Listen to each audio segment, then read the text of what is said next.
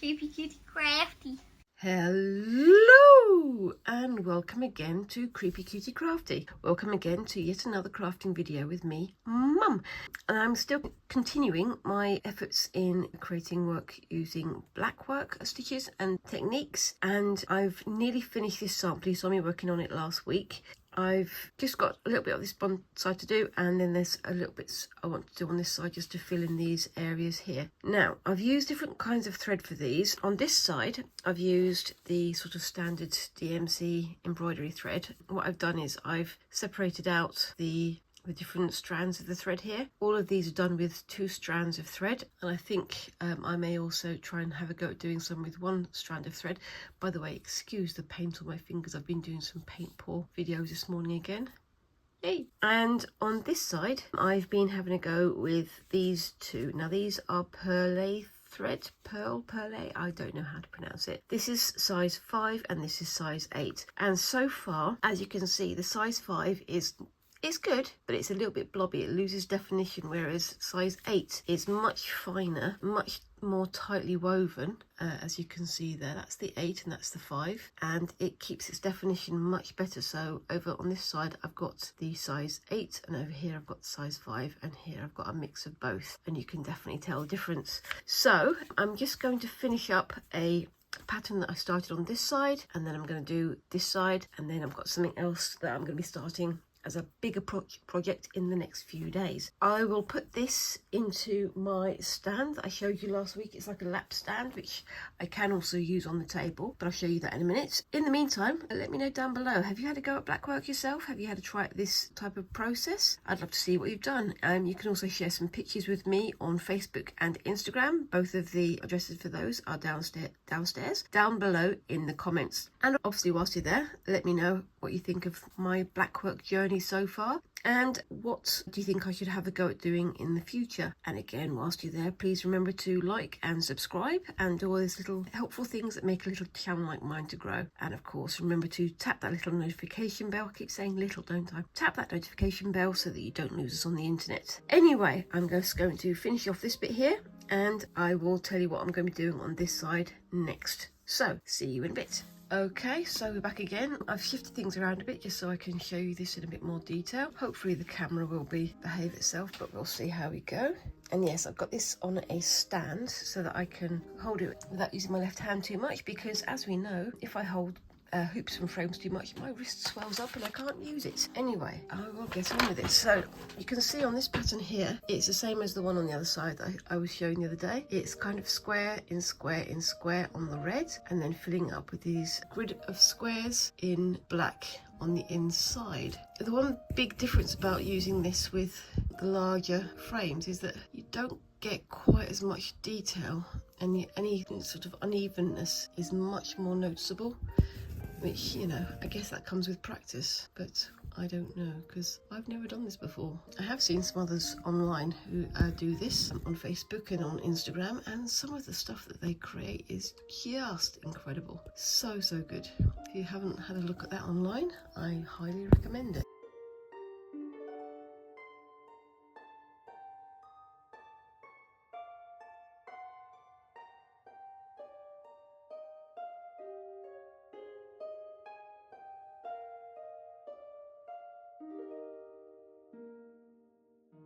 Okay, so there we go. You can see that side is finished now, and I'm going to move over to the other side to do something else in a second. Bear with me. Okay, so you can see, as I said, that area there is nice and finished. I think that works really well. Maybe doing it with more than just the 2 colours would be good. I've only got red and black of this number 8 pearl at the moment, but I didn't know I was going to need any more. Such is life. So over here, as you can see, I've got these big empty spaces, and what I'm hoping to do is like a leaf or a vine pattern, maybe with some fruit on there. I don't know. I always say I don't know and then just do it anyway, don't I? It's almost like I don't know what I'm doing. Yay. Anyway, as I mentioned before, I have done a bit of research on the history of Blackwork and where everything comes from and how it's all developed. And what I find interesting is what I've done here is I've gone with the basic sort of counted thread Blackwork, counted stitch Blackwork, and that's essentially how Blackwork started. I think I mentioned before about Catherine of Aragon. She was sort of credited with being very, very good at blackwork. And for a while, and even now, I believe blackwork is sometimes called Spanish blackwork because they thought that she brought it over from Spain to England. But in fact, there are samples of blackwork in England even earlier than that. So it's a Tudor innovation, to put it that way. And as I say, they started off with the geometric sort of counted space blackwork, and then they went for more image-based, so sort of fruits and flowers and leaves and things with blackwork. But then they started to fill in the spaces like these ones here with the more geometric, the more counted ones, and also what they would call seed stitches. And I've seen quite a few embroiderers online use seed stitches as a decorative idea. And what they did is what you can kind of see here. I've just sort of started playing around with that idea. They went from very thick stitching and then they thinned it down to 1 or 2 stitches. One of the other things that they used to do is they would start with thicker threads. So they would use all of the strands in the thread, and then they would cut down from like 4 strands to 3 strands to 2 strands to 1 strand to make it thinner as it went down. And they would also adjust the pattern to make it look thinner as well, which I think is fascinating. And I think I might have a go at that next time. You can kind of see what I've attempted here, because I've gone from a darker purple to a lighter purple, so it sort of gives that gradation of colour, so it sort of shades it, but I don't know quite well how well that works. But I'm going to try and do maybe a leaf pattern here and some other kind of pattern on here. I don't know yet, but I'm going to think about it. The other thing I found really fascinating is that the stitch that I've been using, which is called the double running stitch, you know, the one where it goes like that, sort of goes in a wave, so you go through the stitches like that and then go back over the same holes to make it look like a long continuous line. That's what they would have been doing originally, that or back stitch or split stitch. I have a preference for the running back stitch, but I found out something about it. I don't know if most people use it nowadays, but it's sometimes, or at least for a long time, it was called the Holbein stitch. And this was because in Holbein was a famous artist, especially in the Tudor era. He was very famous for painting the Tudor king Henry VIII, and in a lot of his paintings you can see that there's blackwork stitches and blackwork patterns on the sleeves or on the collars. It's absolutely gorgeous to look at and worth having a look at. I'll put a few images on the screen here so that you can see what I'm talking about. But because he was so, you know, well known for doing it, it was called the Holbein stitch, even though he didn't actually do the stitches himself, obviously, but he got the credit for it. That's the way it goes, I suppose. And of course, back then, they wouldn't have used fabrics like this, where you've got the very visible grid of holes, the layout of the weave. They would have had something that was basically an even weave or a plain weave fabric, such as linen or cotton or whatever. And they would have used black silk rather than the wool or the cotton that we use, which I guess would have created a much starker, much more well-defined patterning. And I've actually ordered some black silk thread to give that a go. I do like to try these things out. The other thing I found out was, again, quite fascinating, for me anyway. We can only really talk about the stitches, the blackwork, from the paintings or from bits and pieces like that, because actual pieces of blackwork, the pieces of the fabric with the blackwork embroidery on them, they don't exist anymore. Mostly because the dyes used to turn the thread black were very high in iron, and that basically destroyed the cloth that they were stitched onto. So it would have eaten away at it, essentially destroyed itself. It's a very ephemeral process. It's a very ephemeral artwork, but it's fascinating to find out exactly why we don't have examples of it back from that era. There are some, but they are very rare, and they are very closely guarded, I'm assuming, because they just disappeared. They just fell apart. Such is life, I guess. Anyway, that's enough of me blathering. I will get on with some more of this. I may have to do some more research for next week. Let me know if you've enjoyed this, and if you want me to do more research, let me know down in the comments, right down there. Anyway, so I'm gonna have a go at doing a leaf pattern or whatever. I don't know if I don't think I want to draw on it and then erase it. I think I'm gonna do it freehand because I like to live dangerously, and because I have done all these in a range of colors, I think I'm going to try and stick only to black this time. I want to try and keep it faithful to the original design, and you can watch me fumble and see how much I mess it up. We shall see. I'm going to have a go at doing a leaf or something like that.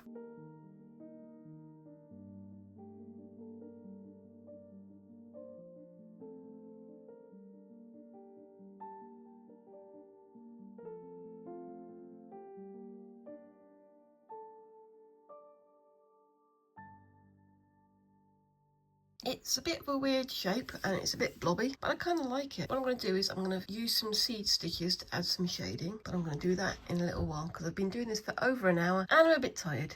See you in a bit. Okay, so I've got this weird sort of leafy shape here. I'm going to try and use a few seed stickers to try and give it a bit of depth. By the way, the noise in the background is my child. They've come home from school and they're eating a bowl of ice because that's what you do apparently. We'll see how this goes.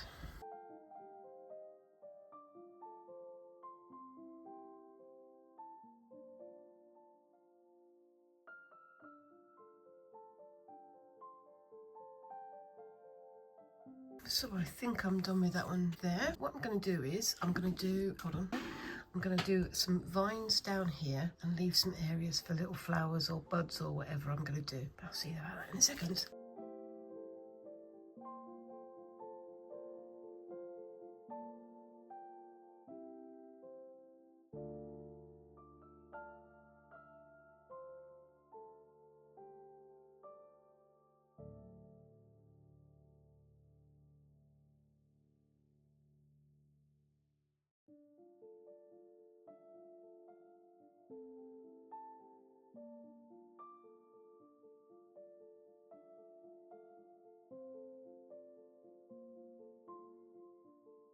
I'm going to do the rest of this off screen because it's getting a bit late. I'm not going to be able to finish all of it in this one video, but hopefully by tomorrow you can see what I'm talking about and see how it turns out. I think that's looking quite good. Anyway, see you tomorrow. Okay, so welcome back to the next day. I've done a little bit more of the freeform blackwork down here and I really do like how it's turned out. I do like the use of seed stitches to give some sort of shade and form on this side. I need more practice at it, but you know, you've got to start somewhere.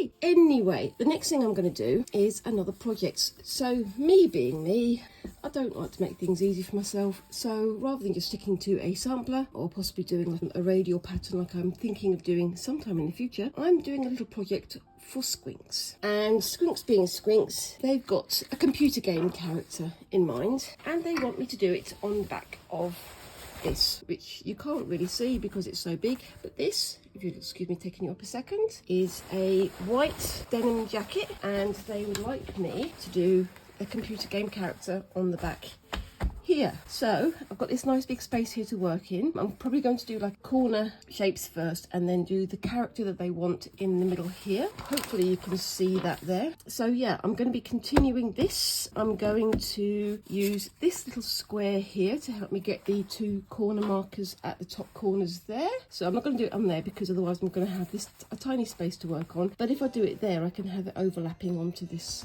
corner here, so you can see that there are a couple of seams there and I can sort of try and work out how to do something in this corner here, but also maybe something to bring it around there as well and do the same on the opposite corner.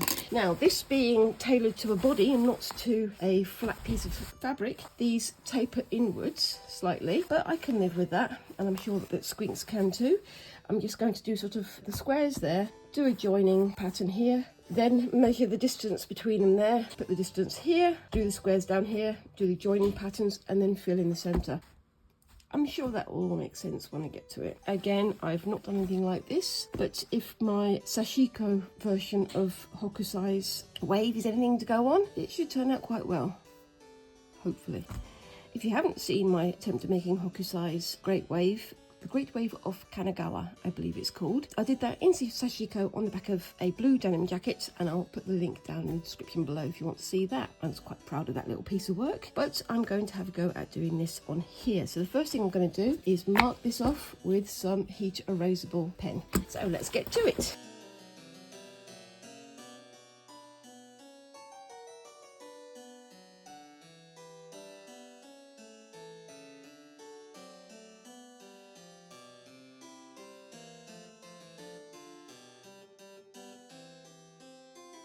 I'm going to start with an outline using the number 8 cotton perlé. I'll just do the outline and the cross across the centre. Then I'm going to start doing patterns in each corner.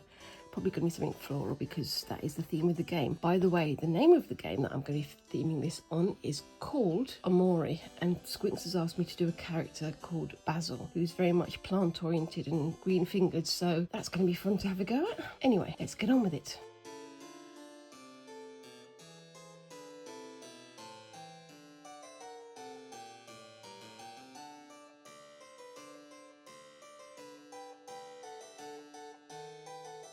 if you know the game Omori, it was very popular a year ago, and it is a very good game, but some of the themes are a bit adult, they're a bit trigger warning-y. Squinks is old enough now that they can make those choices. Even still, as their mother, we sort of try to warn them off stuff that's too scary. But if you are going to look up Omori, just be aware that there are adult themes, and it is a little bit trigger warning-y. So yeah, this is not a recommendation to go out and buy it. This is a recommendation to look it up if you want to see what the imagery is. I'll put a picture on the screen here of the character that they want me to put on the back here of Basil, or Basil as they call it, and they keep trying to spell it with a Z even though it's with an S. But yeah, it's visually very beautiful and extremely well created, but it is also very, very dark at times. But that's that's their preferred genre. Pretty but dark. Good game, but maybe don't be watching it the wee hours of the morning.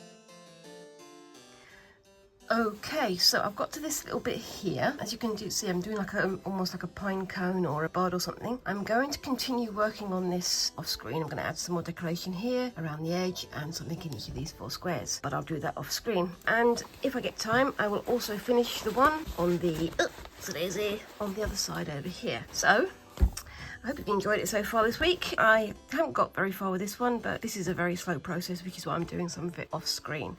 I hope you can appreciate that. If you like what you've seen so far, make sure to like and subscribe and do all those lovely things that help a little channel like mine to grow. And remember to tap that little notification bell to make sure that you don't lose me on the internet, because you want to keep up with what my projects are going on, what projects are, I can't speak.